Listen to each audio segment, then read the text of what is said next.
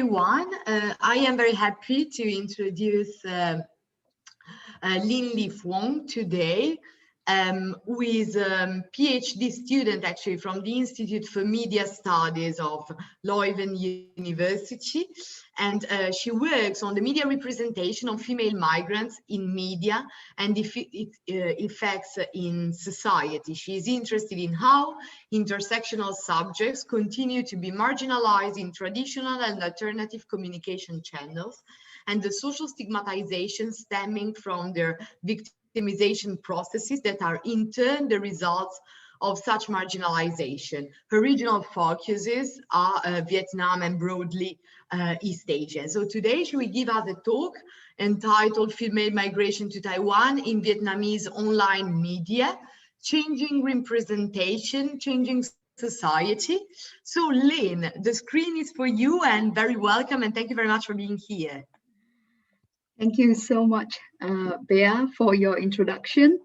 I never realized how my bio sound like when it read out.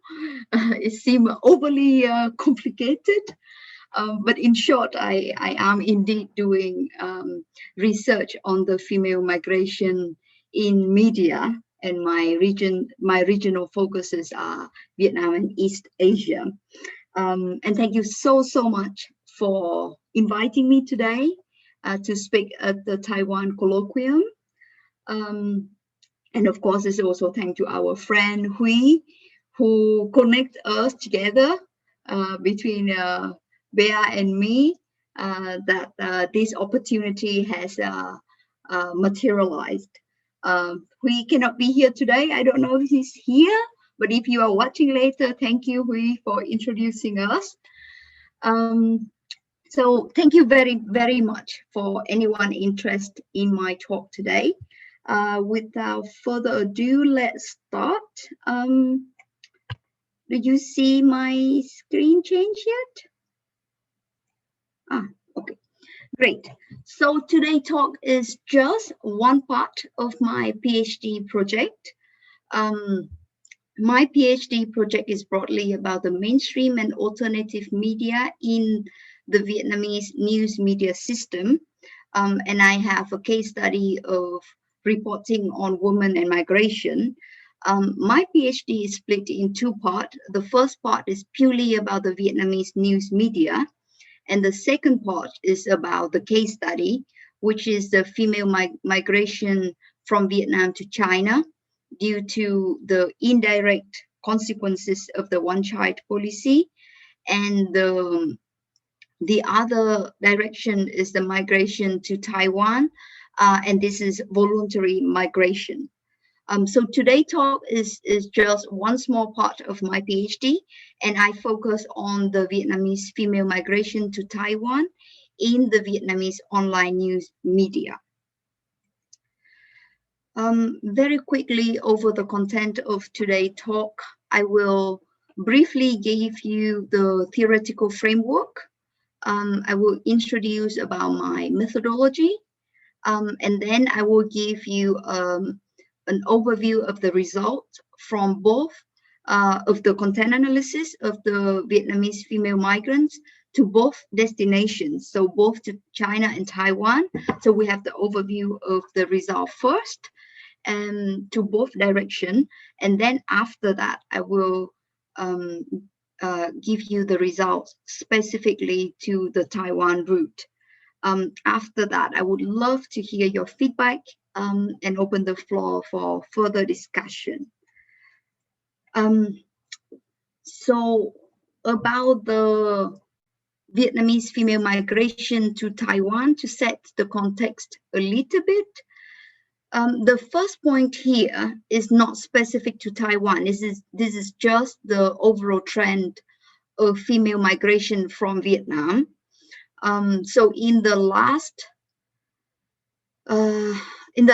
decade or so, 15 years, the majority of marriage migrants are women, but this trend is decreasing. So in 2008, as you can see here, there's over 20,000 female marriage migrants, accounting for 92.6% But in 2016, there is over 13,500 female marriage migrants from Vietnam. So this is only 85% of the total marriage migrants from Vietnam in the year 2016. So we do see a decreasing trend of female marriage migrants from Vietnam. And in Taiwan, currently, the Vietnamese is the second largest group of marriage migrants, just after the mainland Chinese marriage migrants in Taiwan. So far, Taiwan is still the top destination for voluntary marriage migration from Vietnam. This number has increased from 2,500 in 2012 to 4,344 marriage migrants from Vietnam to Taiwan in 2016. So with this context, I decided I would do a content analysis of the online news article about these female migrants in Vietnamese media. And this is based on the agenda setting theories, which is a theory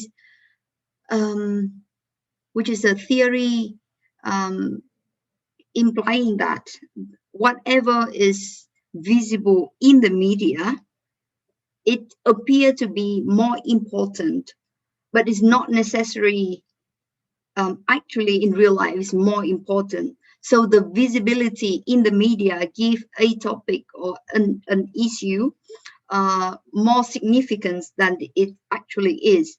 And by the act of doing this over and over again is setting it's called setting an agenda. So this is the first theory that I'm using to build my study on.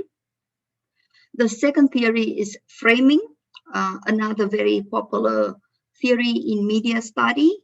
So I look at what is presented in the news articles, but also what is not presented in this news article, because whatever presented and not presented is also, both of these forms a frame. And how is that the subjects are framed is really based on what is based on both what is presented and not presented in the news piece. The third theory that I use to for my study is called the cultivation effect. Another theory is another media theory. Sorry, I'm using a lot of media theories. I'm a media researcher by training. So this cultivation effect, essentially, it means that when we receive media messages, this message tend to be amplified.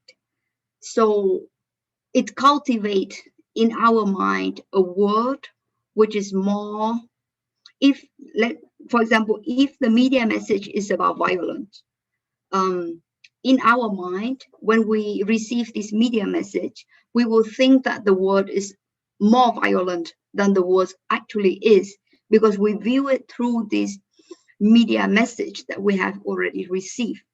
And this is called the cultivation effect. And one outcome of this effect is called the mean word syndrome. Is actually was this example that I just gave, is when we see the word as a meaner place than it actually is, because we have perceived the media message that's saying that the word is a mean place. And the last theories that I'm using for this study of mind is the transnational intersectionality. I think for sociologists and gender researchers, this is not this is quite a common theory also. Is essentially it's about understanding a person or a group of people not by just one identity, but by multiple identity. For example, class, gender, race, ethnicity. Basically, it's just saying that a person or a group of people cannot be understood by just viewing this person as a singular, with a singular identity, but it has to be put in the context of multiple identities. This study is a quantitative content analysis. I researched 7 Vietnamese online news outlets with the search keywords that I have. So first I read a few articles, and I came up with a list of search keywords. And then I use this search keyword to search the whole corpus. Anytime before December 2019 is taken into the whole sample. So any article published before this date is taken in my sample. So after I search these 7 news outlets, both using the search bars that they have and using Google, so the result, the total sample size is 688 news article, of which the articles about migration to China is 541, and the articles about Taiwan migration is 147. So already here with the sample size, you already see that there is a lot more focus on the China's migration route in the Vietnamese online news media compared to the Taiwan's route, but I will go into this a bit deeper in a minute. So regarding the results for both directions, here is here's the word count of articles of the whole sample. The articles that has 1 to 499 words, so it's quite short, condensed piece of news, is account for the most of my sample, which is 41%. Surprisingly, the one for 500 to 800 words seem to be the lowest percentage. I would expect the one for over 1,200 to have a little bit less, but it seems that there are quite a lot of media attention and in-depth media attention to this topic, to female migration, because here you can see from 800 to 1,200 words per article is account for 23%, but over 1,200 words is account for over 20%. So it means that the journalists and the reporters, they do have the media, they do have the attention for this topic, and they do have the space. So the editor and the news outlets that they work for do give them the space to expand on this topic.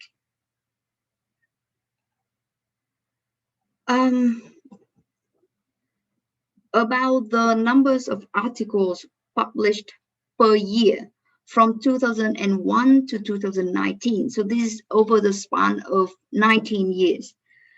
Here you can see, I don't know if you see my mouse, but if you look at the year 2015, you see, yeah, you see, so the articles about the migration to China is suddenly peaked in 2015, 2016. And this was the year when, so in January 2016 is when the one-child policy stopped being implemented in China.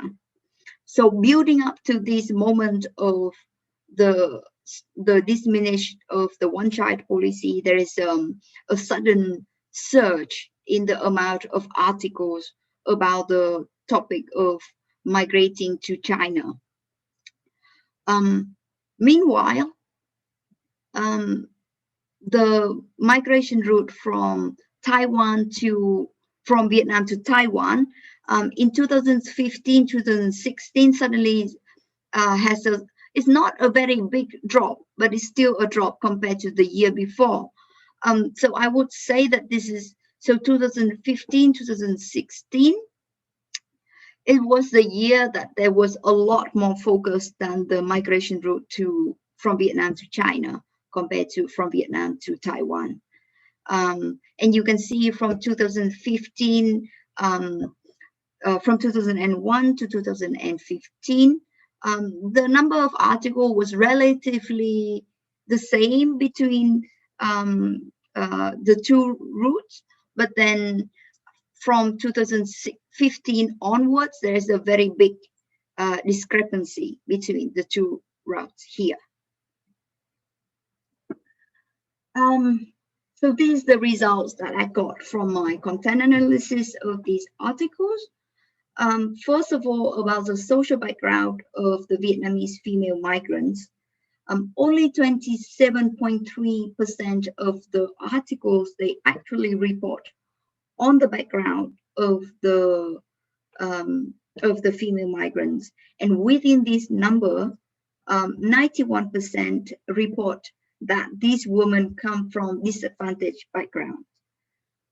As for ethnic identity, it seems that this is not a very important element to mention because there's 47.5% of the article did not mention about the ethnic identity at all, or they mentioned with a lot of ambiguity, about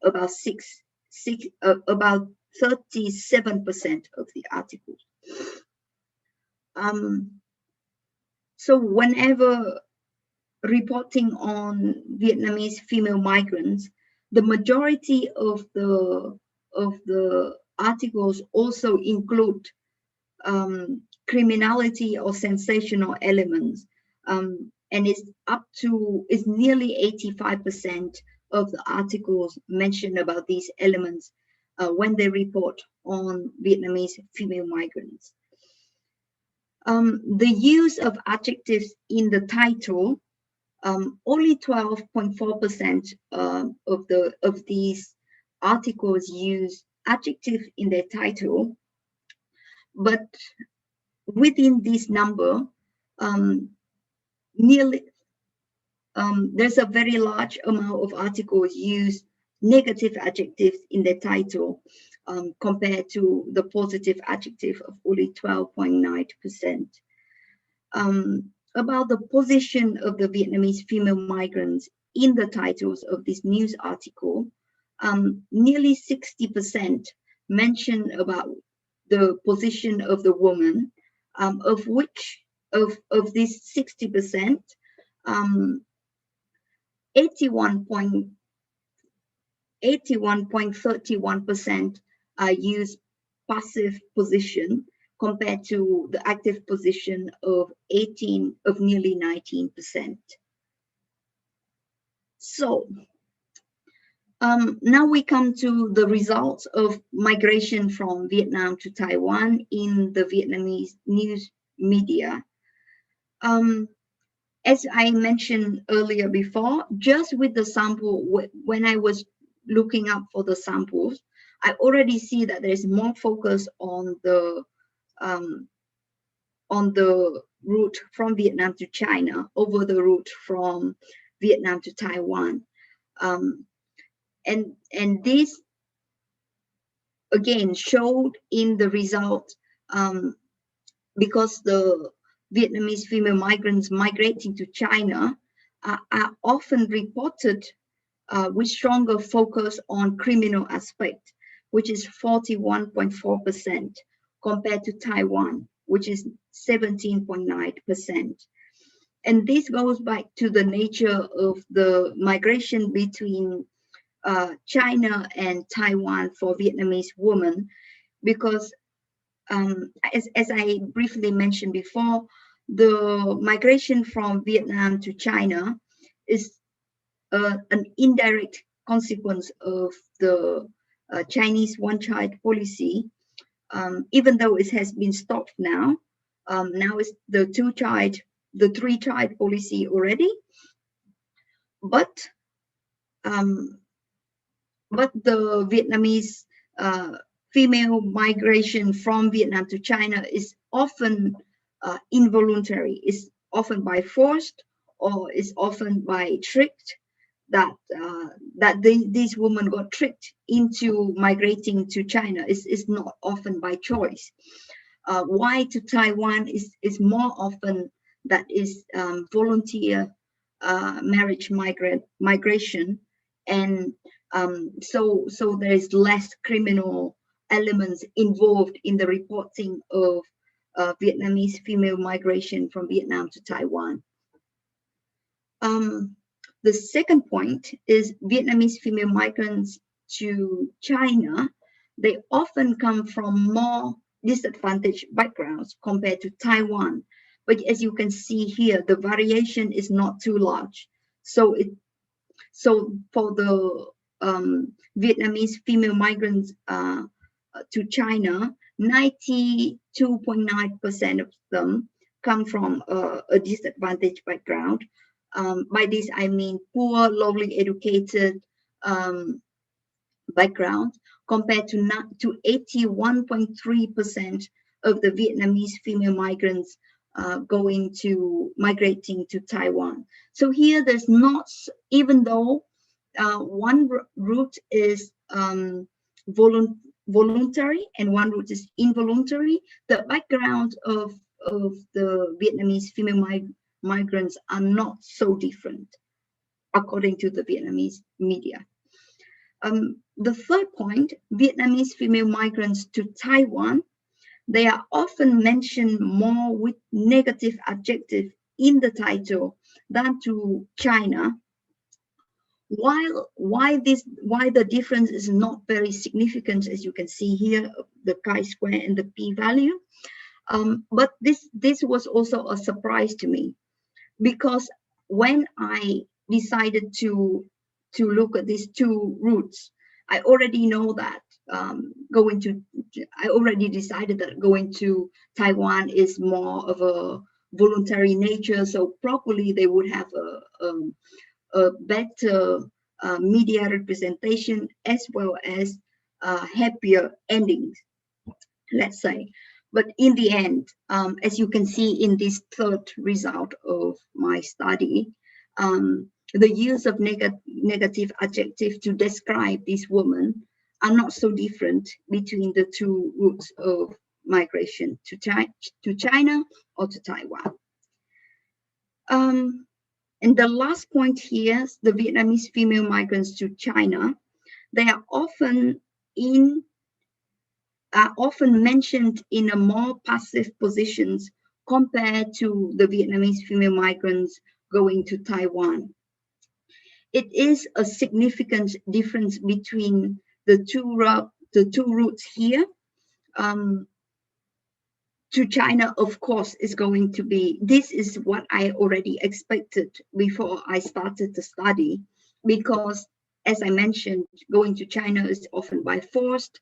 So in the title is usually, let's give an example, is like woman forced or woman kidnapped to China, woman forced to migrate to China, woman was tricked to migrate to China. So the position of the Vietnamese female migrants to China is in more of a passive position. So I do know that I don't know how many of you here are familiar with this field of research. I know that Isabel also do research on this topic. I don't know if you have come across the research by Belanger in 2013.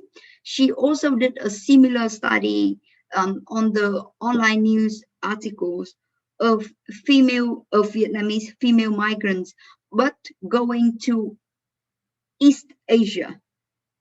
It's not specific to China or Taiwan, it's just going to East Asia. And she came to a conclusion that Belanger and her research group came to a conclusion that these women are portrayed as if they only want to migrate because they are in need of money, because they are greedy. And this act of wishing to migrate, or the actual migration, is deemed to be shameful. It's very shameful for not only these women, but these women also bring shame to Vietnam. So this is the result of Belanger and her research groups. So my results didn't show that much of significant transformation compared to when Belanger did her research. And this was almost 10 years ago. So after almost 10 years, there is not so big difference in the way these women are being portrayed in the Vietnamese online news media. And 2010, I'm going to try and say this researcher name, Vijayarasa. She did a research on the legislative documents about the Vietnamese migrants to Southeast Asia and East Asia. And she found that the notion of social evil is often used to describe this act of these women migrating. So it's deemed to be a very negative thing. And this narrative is still present, even though this researchers' study was on legislative document. My research didn't show that much of difference also, because this narrative of negative connotation attached to the Vietnamese female migrants is still present in the content of the news articles. So for the Vietnamese female migrants looking to migrate now from Vietnam, the media depiction of the destination can influence their decision, especially if they wish to migrate voluntarily. So with the development in Vietnam and the widening gender gap in East Asia, Vietnamese women slowly came to know that they now have more options. Will Taiwan remain the first destination choice for them with the current media portrayal of the Vietnamese female migrants going to Taiwan? And this, I come to my short discussion on the with the connection to the new southbound policy from Taiwan. So this policy, for who doesn't know, is a policy to aim to enhance the relationship between Taiwan, Southeast Asia, and the Pacific Islands. Taiwan knows that it needs immigration. It needs immigration to sustain economy. It needs immigration to sustain a healthy growth of the population, because in Taiwan now there is people do not wish to have so many children anymore.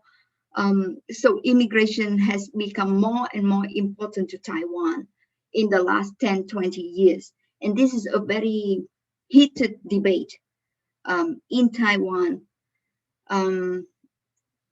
But how can Taiwan, because Taiwan needs immigration, but how can Taiwan show better appreciation for potential immigrants? How can Taiwan appeal and attract immigrants from Southeast Asia, which is this is the target group of the new southbound policy? How can Taiwan attract immigrants from this group of country? And this I recommend and I suggest that Taiwan really need to create a policy to guide media practitioners, not only in Taiwan, but also in Southeast Asia, and in the target group of the New Southbound policy, to establish guidance for journalists, for media practitioners, so when they report, they also show not only that these women, they want to migrate because they are greedy, they want to have money, but they also migrate because Taiwan needs them.